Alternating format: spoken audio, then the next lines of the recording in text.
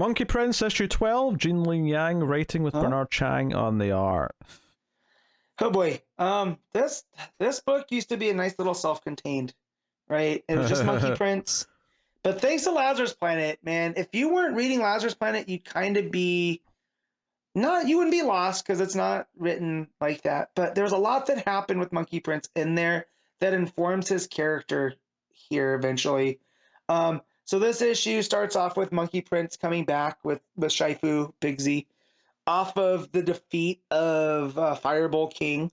And Fireball King, he tries to make his escape, and they're able to put him in this that happens later actually. So they have him defeated. He's like in this crystal kind of chrysalis, and this lady shows up who I'm pretty sure is supposed to be his mom, with Neza, and she frees him from there, and he's able to resurrect his demon army, and they go to attack Monkey Prince and Supergirl. But as they're forming their army, Celestria, who was the lady from Happy Harbor, who's part Trench, she's coming back because she feels like there's stuff going on, and that even though she initially wanted to eat Marcus, he's like, oh, well, I think that she's misunderstood just as much as I am, and I've learned from dealing with Fireball King and Neza that misunderstandings can lead to people being branded something they're not. So he agrees to work with her on the condition she stops calling him Tasty Monkey. Shifu Pigsy takes him to teach him to meditate because he's having a hard time dealing with all of the clones that he had learned to do from the Monkey King. And at one point, when they're fighting Fireball King, they kind of get all out of control, and he has to learn he kind of forgets which one he is. So Shifu's up there to teach him how to calm himself and basically find the balance again. So as he's doing this, Fireball King comes and attacks Supergirl, and he's going to try to drain her ki.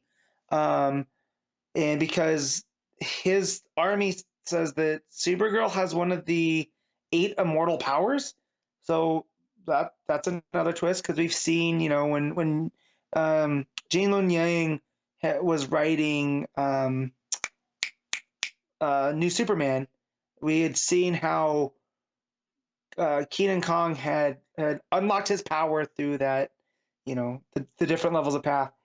Had no idea that they would see the Kryptonian powers as like one of these immortal type things. So Fireball King, in order to reach full power, he's going to drain Supergirl, which Monkey Prince isn't going to let happen. So he shows up, they fight, he uses his clones because now he has full control over them, because he realizes who he truly was. And then Fireball King tries to pull some psychology on him and is like, well, you're not the actual son of the Monkey King. You're just a stray hair, and you are nothing, and you'll always be nothing.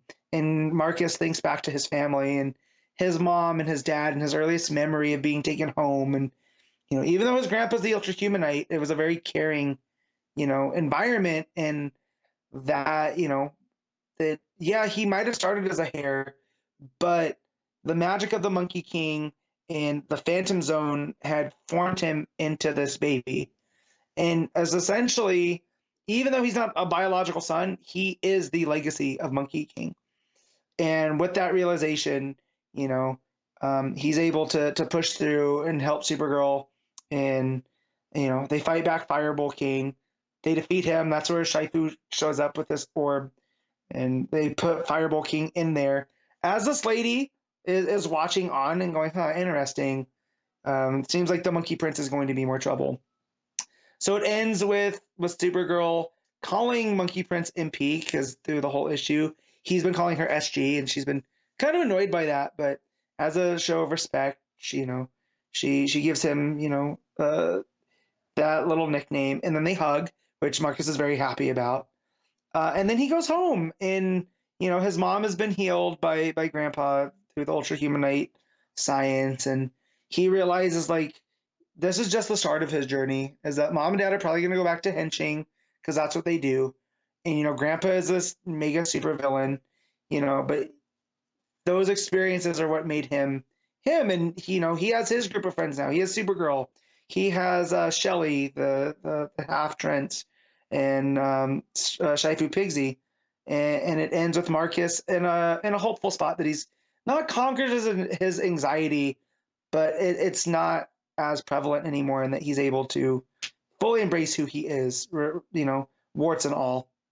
And then it says, not the end but the beginning, and it ends.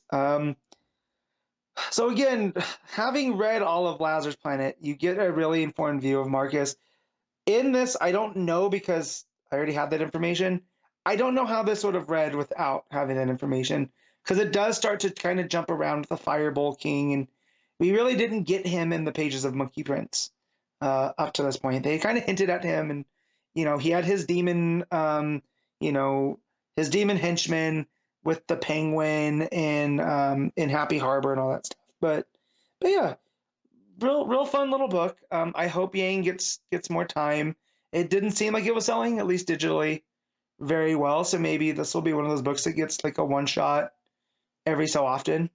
But just like New Superman, it's Yang playing in the sandbox that's, he's free to do what he wants and tell these type of stories. So I'm always there for that. And in fact, I would love to see Monkey Prince, meet up with the Justice League of China at some point, just to see how he plays off of them. Well, he's doing one of the new Asian characters, right? Yeah, I believe so. Later in the year. I think it's City. Is it City Boy, or is that Greg Pak? I think that's Greg Pak's character. Okay. So that's the other one. It says something about my age. I mean, you said that he was calling Supergirl SP. When I hear SG. SG, yeah. I think you said SP, and the first thing I thought of when you said SP was Sharp Play on a VHS. Gotcha. Yeah, so he called her SG through the book, and so she replies by calling him MP, from Monkey Prince, and it's their fun little stuff. But yeah, a lot like how Keenan kind of endeared himself to the Super Family. It feels like that's how Yang's getting these characters in, is that they get the respect from the Super Family, which I like. It plays with that, because these are all kind of magic-based characters, so they don't seem to fit in with the Kryptonians, but they work. So, but yeah, pretty fun little series. This issue, though, I'll give it a 7 out of 10.